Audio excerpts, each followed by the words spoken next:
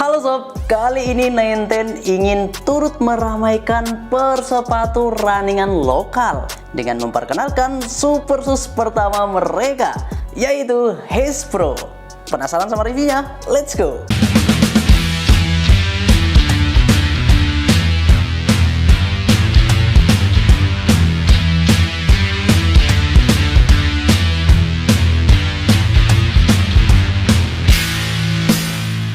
Oke, pertama kali kita kenalan sama boxnya dulu. Dimana boxnya ini dia punya desain yang berbeda ya, sama kayak sepatu-sepatu special editionnya si Nine10 lainnya. Dimana untuk boxnya dia cukup kokoh. Di sini ada tulisan Haze Pro, kemudian di baliknya ada tulisan Fast Carbon. Sedangkan di bagian atas ada logo Nine10 kecil dengan tulisan Boost juga, dan di sampingnya dia ada detailingnya ya, meliputi dari ukuran, kemudian warna, gambar, dan juga ada tagnya juga.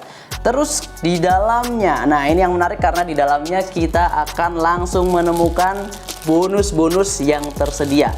Ada string bag atau gym sack, kemudian ada jersey-nya juga, dan yang utama adalah sepatunya. Langsung aja kita bahas.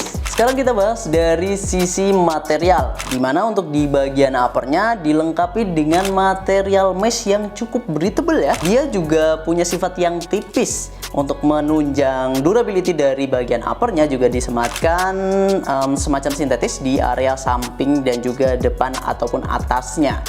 Kemudian kalau bagian tangnya sendiri ini dia juga menurut gua termasuk tipikal tang yang tipis juga. Untuk di bagian tang yang tipis ini juga ngasih bobot yang lebih ringan sih dari sepatunya. Terus juga untuk bagian talinya ini dia pakai tali terbaik untuk di brand lokal sih menurut gue ya, karena dia udah bergerigi jadi nggak akan mudah lepas dan kenceng gitu ya untuk penalian dari si sepatu Haze Pro ini. Sedangkan kalau bagian belakangnya ini kalau kita lihat itu dia cukup tinggi ya, tapi nggak akan jadi masalah karena memang di bagian belakangnya ini cukup fleksibel dan ngasih support yang baik. Setidaknya ngasih kinerja yang oke lah dari bagian cengkeraman belakangnya. Dan beberapa teman-teman yang sudah pakai Haze Pro ini juga bilang bahwa sepatu ini nggak akan ngasih heel slip ya, tapi menurut gue sih ini benar-benar yang ngasih keamanan ekstra sih di bagian belakangnya. Dia paddingnya tipis aja, malah kayak nggak ada paddingnya, tapi entah kenapa tetap kerasa nyaman gitu. Lanjut kita ke bagian dalam. Bagian dalam ini udah lembut, enak. Untuk insole-nya dia juga tipis, standar aja untuk insole-nya, atasnya tekstil.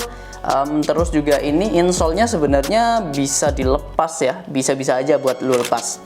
Kita lanjut ke bagian lainnya adalah bagian belakangnya sini, dimana ini ada apa ya, tambahan layer ya di bagian belakangnya. Ini untuk pemanis aja sebenarnya. Dan untuk Haze Pro ini tuh boxnya atau bagian depannya sini itu cukup lebar sob, bahkan dibandingkan dengan para kompetitor utamanya yaitu Ortus X Hypersonic 1.3 atau Ardiles Infinity Sense Pro. Ini menurut gue lebih lebar daripada kedua kompetitornya tersebut, dan memang daya tarik utama dari sepatu ini ada di bagian midsole dan juga outsole-nya. Mungkin yang akan menjadi deal breaker dari Haze Pro ini adalah soal bobotnya ya. Untuk di size 42 itu ada di angka 292 gram. Nggak bisa dibilang ringan, tapi juga nggak yang berat. Tapi memang bisa dibilang agak berat ya untuk tipikal sepatu running performance atau super sus. Dan ya ini kalau misal lagi-lagi kita bandingkan dengan kompetitornya yaitu Hypersonic 1.3, itu dia dengan size yang sama bisa menghemat bobot 30 sampai dengan 40 gram. Dan ya itu soal selera aja, jadi silahkan. Sebagai sepatu yang direkomendasikan untuk long run atau mungkin juga maraton, Haze Pro ini juga punya teknologi di bagian midsole dan juga outsole-nya. Kita bahas ke outsole-nya dulu. Ini dia menggunakan teknologi Prime Grip yang bisa lu gunakan di segala kondisi, baik kering maupun hujan. Dengan profil sepatu yang cukup bulky, Prime Gripnya ini juga cukup tebal sob, dan ini ada di bagian belakang dan juga bagian depan. Untuk tipikal sepatu super shoes memang jarang yang full cover ya, karena memang untuk menjaga bobot dari si sepatunya. Sedangkan untuk highlight utamanya ada di bagian midsole-nya. Dia ini adalah tipikal midsole yang dual density atau istilahnya sandwich midsole. Di bagian atas kemudian di bagian bawah ini dia pakai dua teknologi yang berbeda. Sedangkan di bagian tengah-tengahnya ada plate karbon. Nah, untuk di bagian atas dia pakai Fast Foam Plus, di bagian bawah dia pakai Swift Foam. Kalau Fast Foam Plus di bagian atasnya, dia punya karakter yang lebih responsif dan juga lebih bouncy. Sedangkan untuk bagian bawahnya, Swift Foam-nya itu dia punya sifat yang lebih firm dan juga lebih stabil. Jadi untuk menyeimbangkan midsole atasnya. Untuk bagian plate karbonnya sendiri dia juga nggak terlalu stiff, jadi cocok juga buat para pemula ya. Tapi untuk tipikal sepatu plate karbon segini atau yang seperti ini memang lebih direkomendasikan buat lu yang sudah konsisten dalam berlari. Biasanya kalau misal tipikal sepatu plate karbon kayak gini ya minimal pace-nya 5 kali ya. 5, 4, 3 itu bakal lebih kerasa sebenarnya sob kalau dengan plate karbon kayak gini. Karena kalau misal di atas 7 itu eman-eman plate karbonnya itu nggak akan bekerja dengan maksimal.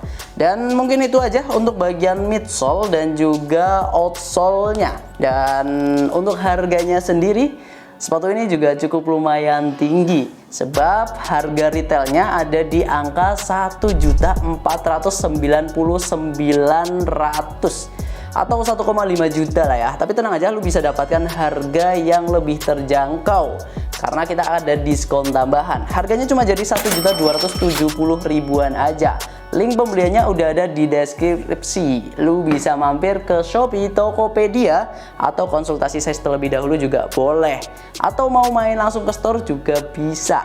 Lokasi kita masih di Sleman, Yogyakarta. Untuk kesimpulan dari sepatu ini, Nenten ini adalah sepatu yang bagus. Kita perlu untuk mengapresiasinya. Tapi kalau misal lu mau mengabaikan soal bobot dan juga harganya, atau mungkin lu punya pendapat lain tentang sepatu ini, boleh banget kita langsung sharing aja di kolom komentar. Terima kasih sudah menonton sampai akhir. Kita ketemu lagi di video-video selanjutnya. Tetap di Sport ya Diki, Bloodsport sang juara.